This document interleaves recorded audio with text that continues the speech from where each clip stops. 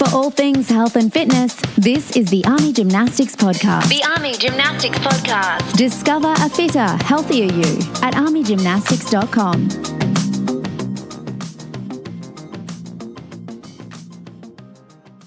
Welcome to the Army Gymnastics Podcast. Today, we're doing a deep dive into some really talked about fitness phenomena. Yeah, things blowing up online. Exactly. We're looking at the 12-3-30 treadmill workout, this surprisingly viral wall Pilates trend, and also the continuing rise of virtual personal training. It's pretty fascinating, isn't it, to see what captures, the collective imagination of fitness. And how tech is changing everything. Right, how we even think about moving our bodies. Absolutely. And for everyone listening, wherever you happen to be on your fitness journey, maybe just starting out, maybe looking for some new ideas or, just curious about what's trending, this is for you. We really want to cut through the noise a bit, give you some clear, actionable insights, help you understand what's actually going on in fitness right now.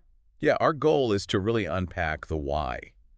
Why these trends? What are the actual benefits? Are they legit? And how do they fit into the bigger picture of, health and wellness? Exactly. And importantly, how virtual training is changing access, support, all of that. We're going to try and break it all down so you can make, informed choices for yourself. Okay, let's unpack it then. Starting with the 12-3-30 workout. Super simple formula, right?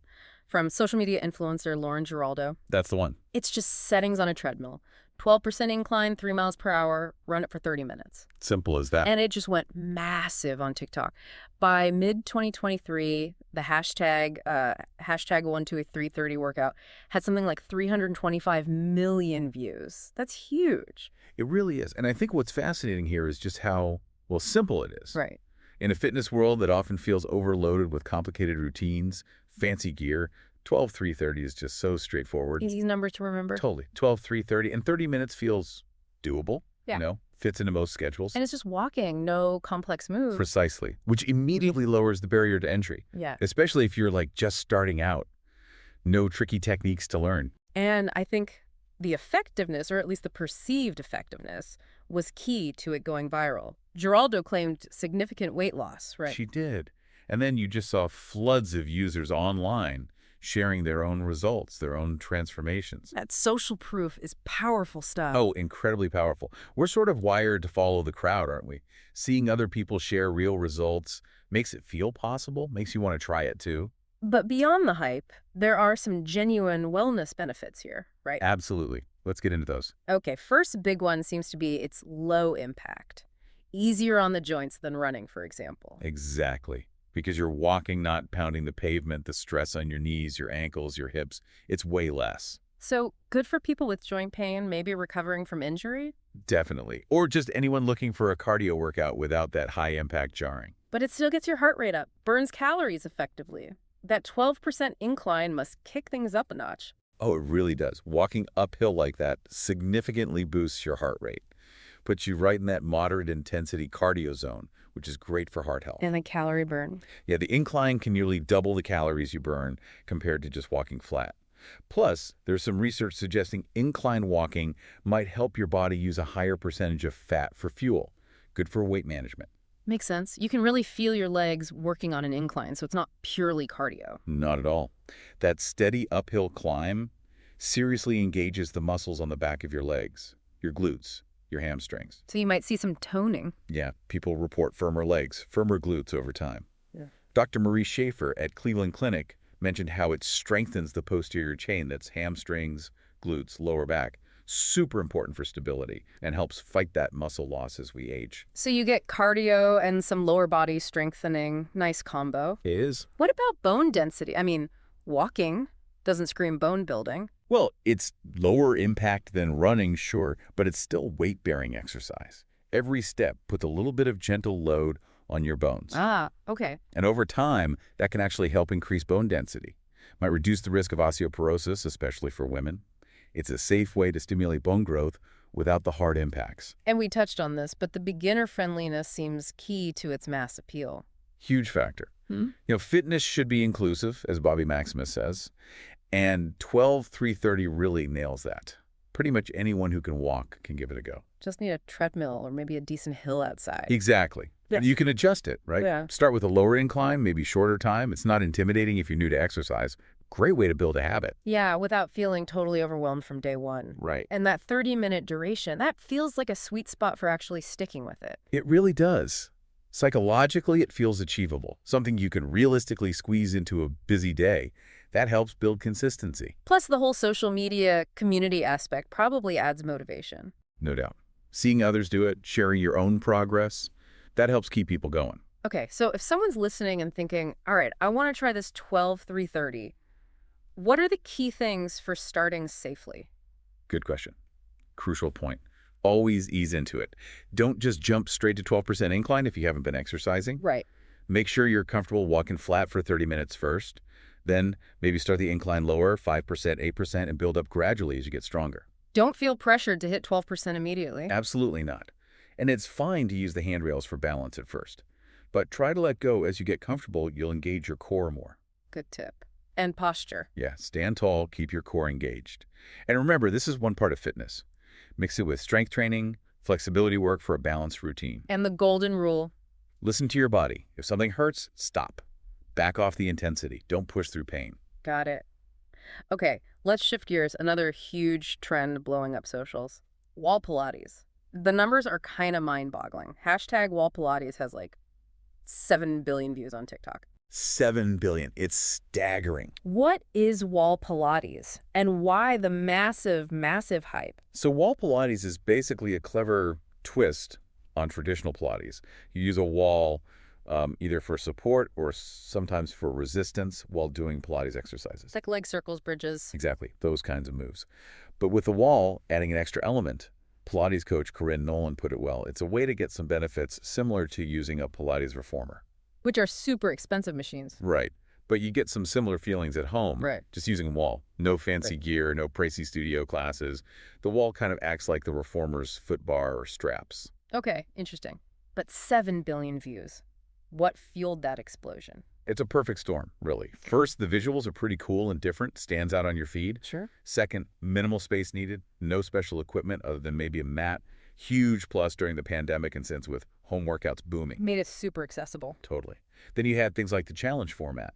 Jenna Collins' 28-day Wall Pilates Challenge got tons of people involved. Creates buzz. Yeah. And it's really adaptable. Works for different ages, different fitness levels, beginners, moms, seniors.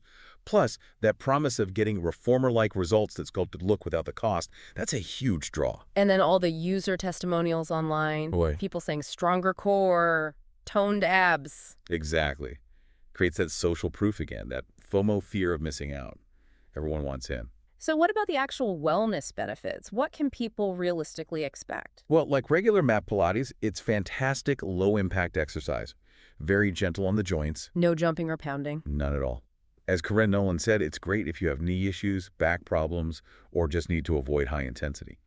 Pilates is often used in rehab, actually. Helps with muscle balance, control. Yeah. Could even reduce injury risk. It's very beginner-friendly, too. Very welcoming, yeah. And I imagine using the wall helps with balance and stability. Oh, definitely. The wall gives you that solid external support. Hmm. Boosts confidence, especially if balance is tricky for you. Allows you to focus on the movement. Right. And it strengthens those important little stabilizer muscles in your core and legs. As you get stronger, you can rely less on the wall. So it's a great progression tool. Good for older adults, maybe. Preventing falls. Hugely beneficial for older adults, yeah. Improving that balance. Makes sense. You also mentioned alignment. How does the wall help there? The wall gives you instant feedback on your posture. It's like proprioceptive feedback, your body's sense of where it is. Oh, okay. So if you're lying against it, you can immediately feel if your hips are tilting funny or if your spine isn't neutral. It's a constant guide. Helps you get the form right, especially practicing alone at home. Exactly. Maximize effectiveness, minimize injury risk when you don't have an instructor watching. No, I wouldn't have thought of this, but the wall can add resistance, too. Make it harder. Yeah, absolutely. Actively pushing against the wall during certain exercises really deepens muscle engagement. Like a glute bridge. Perfect example. Feet pressing hard into the wall forces your hamstrings and glutes to work way harder to lift and stabilize.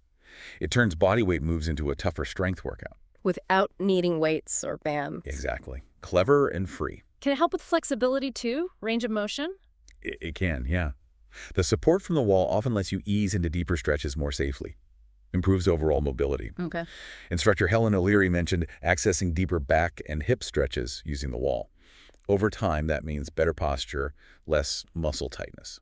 And again, that accessibility factor is just massive. All you need is a wall. It's huge. You can do it practically anywhere. At home, traveling, no machines, maybe just a mat. And tons of free videos online, right? Loads. So the barrier to entry is incredibly low. No cost. Start immediately. Great if you're maybe anxious about gyms or investing in equipment.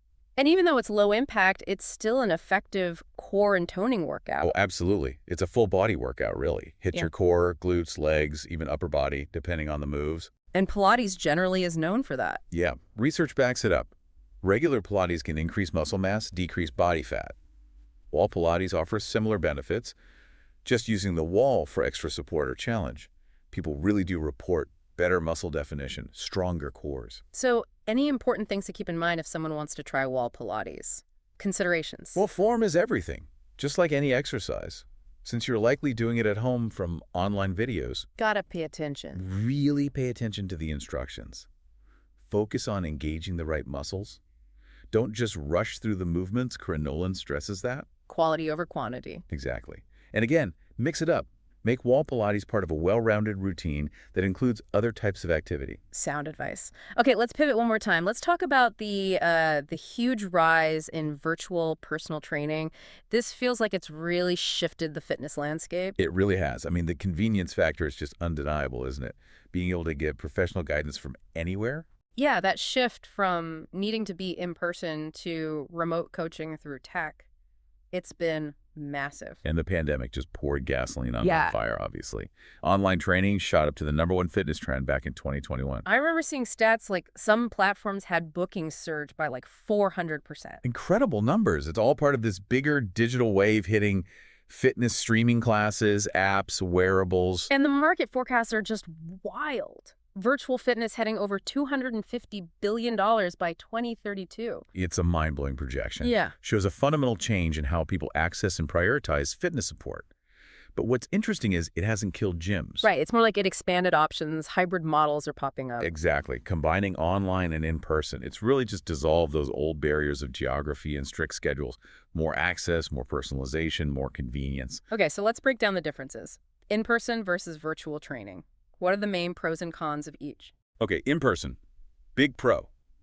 Hands-on guidance. A trainer can physically adjust your form, spot you safely. That's huge, especially for beginners or complex lifts. That immediate feedback. Right. Plus accountability. You have an appointment, someone's waiting. Motivation boost. And you get access to a fully equipped gym. And potentially a strong personal connection with the trainer. Yeah, that rapport can be important. But the downsides. Cost is usually the big one. Absolutely. Generally much more expensive. And you're locked into specific schedules, specific locations, less flexibility, travel time. And some people just don't love the gym environment. True. Can feel intimidating. Okay, now virtual training.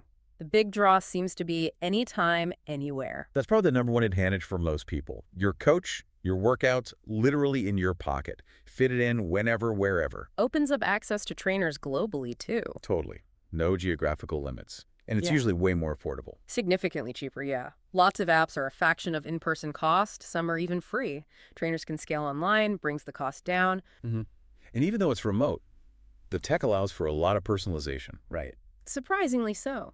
Good virtual coaching uses tech smartly. Tailored programs based on your goals, your level equipment you have. Some use AI to adapt workouts on the fly. Wow. And live videos still lets trainers see your form, give cues. Exactly. Plus, tons of variety in how it's delivered. One-on-one live sessions, follow-along plans, on-demand classes, group sessions. Nutrition tracking, progress monitoring, often built in. Yep. But there are limitations, of course. No physical touch, no hands-on spotting. That's a key safety difference. Definitely. Requires more care from the user. And you need more self-motivation, right? No one's physically there pushing you. Got to be disciplined. Yeah.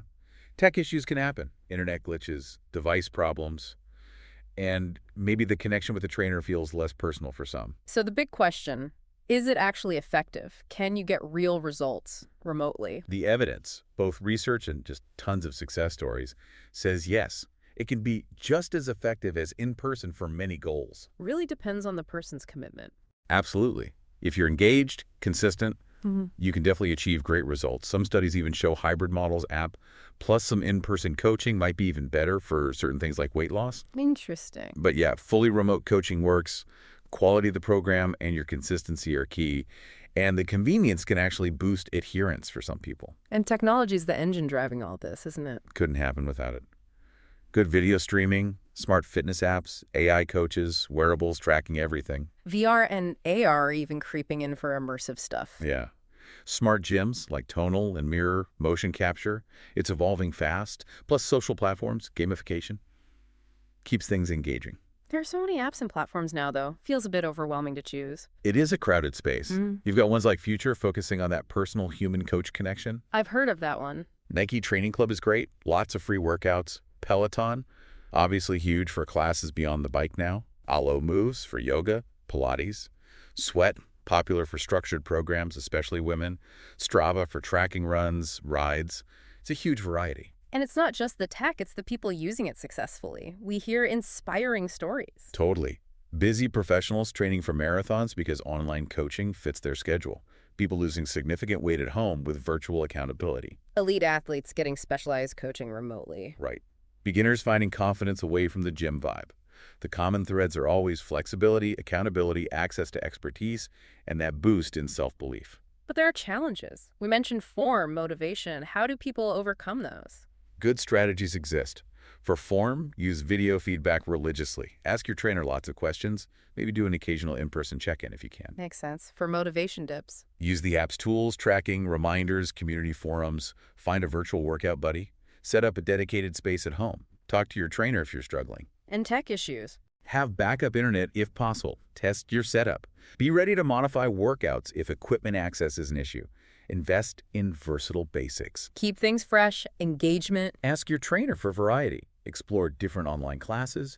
Join live sessions sometimes. Set mini goals. Celebrate wins. And choosing a good trainer or platform. Do your homework. Check credentials, read reviews, use free trials. Trust your gut feeling too.